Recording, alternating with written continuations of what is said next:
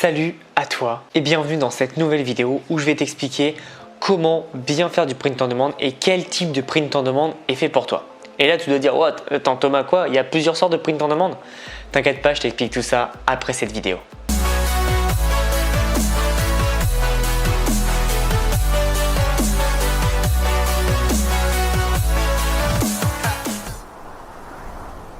Ce qu'il faut savoir, pour ceux qui ne le savent pas et pour ceux qui le savent, ça fera toujours un rappel, qu'est-ce que le print on demand? Le print on demand, c'est rien d'autre que du dropshipping amélioré, boosté on va dire, qui est tout simplement donc d'imprimer, donc impression à la demande, donc d'imprimer un design sur un produit.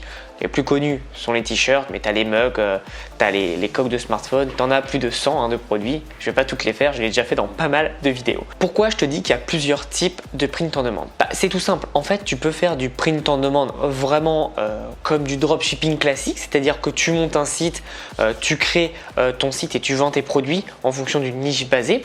Et donc ça sera vraiment du print on demand où tu es à fond dessus, où c'est ta vraie entreprise, ou alors tu peux faire du print on demand, ce que j'appelle du print on demand passif, qui est tout simplement de mettre tes designs sur des marketplaces et donc d'attendre. Alors évidemment il y a des stratégies pour ça, pour maximiser, c'est pas tu mets un design et tu vas être millionnaire, ça serait trop facile, mais c'est deux approches et deux façons totalement différentes. Et dans cette vidéo je vais vraiment t'expliquer les différences entre ces deux façons et tu vas voir qu'est-ce qui est la plus adaptée pour toi ou pas. Je vais commencer par la façon la plus connue, celle dont j'ai le plus parlé, qui est tout simplement d'avoir un site.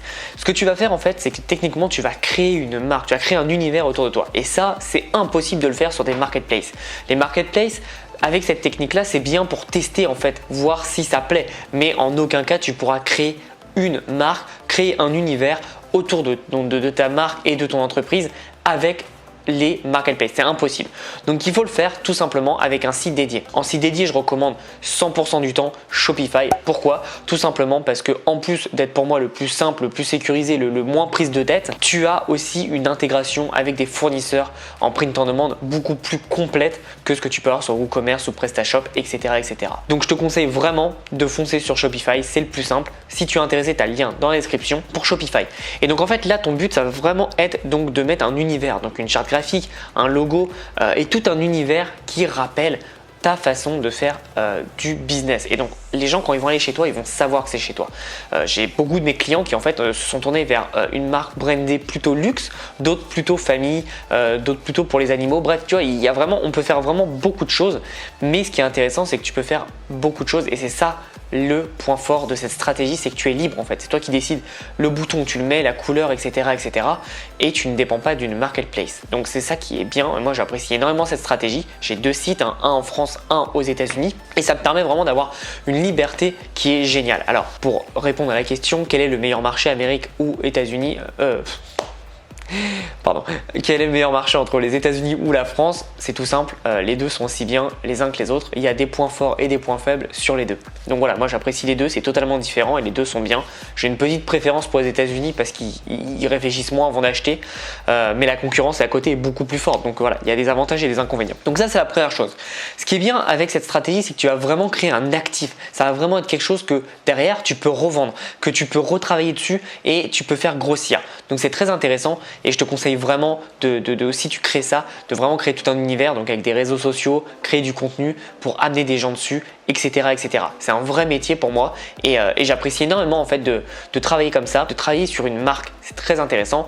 Et à la différence et à défaut de ce que tout le monde pense, faire des t-shirts c'est pas du tout le plus rentable. Je l'ai déjà dit plein de fois dans mes vidéos, mais c'est pas le plus intéressant. Tout le monde veut lancer une nouvelle marque de t-shirt, mais faire du t-shirt ça ne marche pas. Pas marche, marge.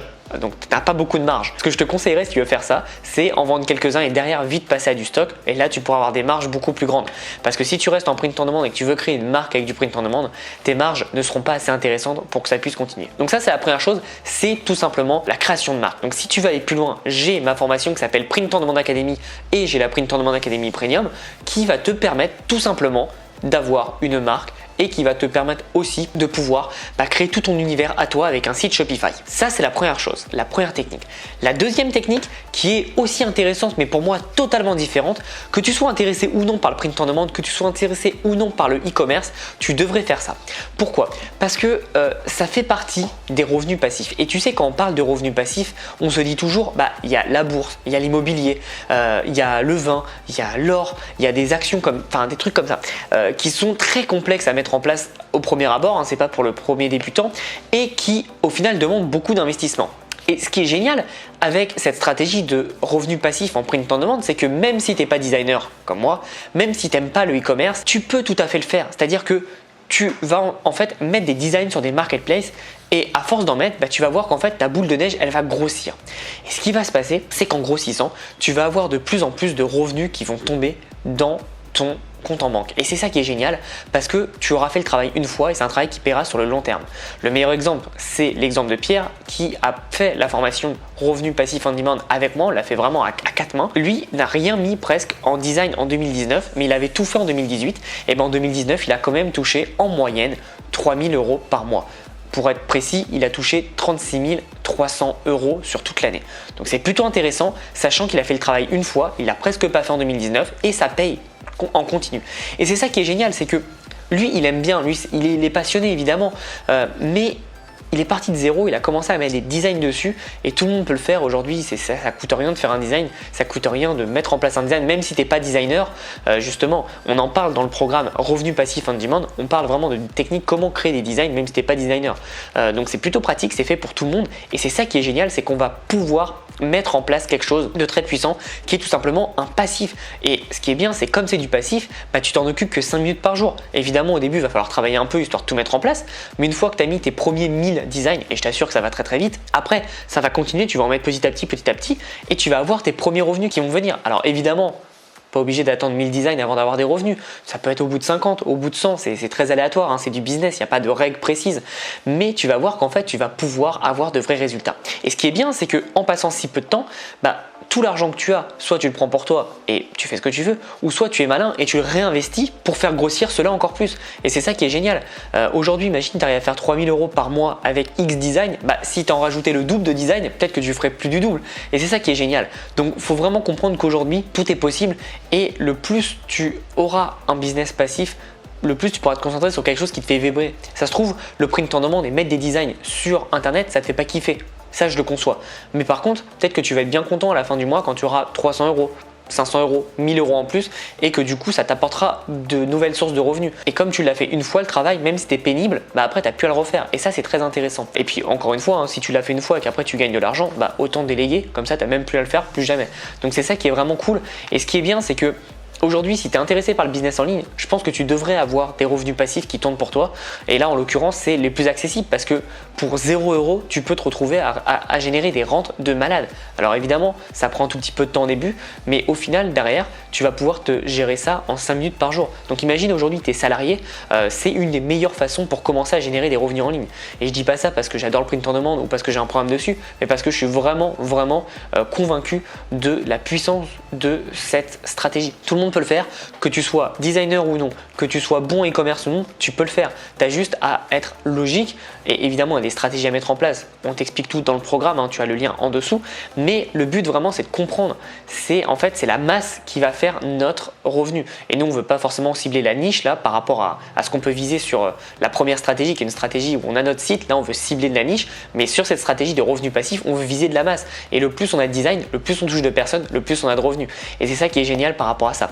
Alors évidemment aussi dans les deux stratégies, tu te doutes bien, c'est pas du tout la même façon de penser. Il y en a un, c'est un business passif, donc on s'en occupe absolument pas. Et l'autre, c'est un business où on est actif, donc tous les emails, faut qu'on les garde. Sur les business passifs, donc la deuxième stratégie, on s'en fout des emails. On n'a pas besoin de récupérer les emails de nos clients parce que c'est pas nos clients. Nous, on va juste toucher des commissions. Et j'aimerais aussi faire une parallèle, c'est que dans la première stratégie où tu as ton site, c'est une stratégie en fait où tu fais de l'achat-revente, parce que tu vas acheter un produit pour le revendre. Même si tu le vois pas et qu'il passe pas dans tes mains, c'est exactement ça. Par contre, dans la deuxième stratégie, ça va être une stratégie tout simplement de commission, donc de royalties, donc c'est de la prestation de service. Et donc si tu es aujourd'hui auto-entrepreneur, ça va pas être la même tarification en termes d'impôts. Donc c'est très important à comprendre, mais c'est deux stratégies totalement différentes. Et donc quand on me demande quelle est la différence entre mes deux programmes, Print on Demand Academy ou Revenu Passif on Demand, bah, je pense que tu l'as compris. Il y en a un, Print on Demand Academy, c'est fait pour créer une marque, et Revenu Passif on Demand, c'est fait pour créer des revenus passifs à la demande, tout simplement. Et donc c'est vraiment ça le but. Certes, ça parle de print on demand les deux, mais ça n'a rien à voir. Les stratégies sont totalement différentes et ça permet en fait d'avoir une différence. Et si aujourd'hui tu as déjà des bases, imagine tu as déjà pris il y a X mois ou X semaines la formation Print on Demand Academy, bah, tu auras déjà des bases et tu iras beaucoup plus vite sur la formation Revenu Passif on Demand. Si tu pars de zéro et que tu veux juste avoir des revenus passifs, tu auras tout dans la formation Revenu Passif on Demand. Le but c'est qu'à la fin, tu aies toutes les clés en main pour réussir.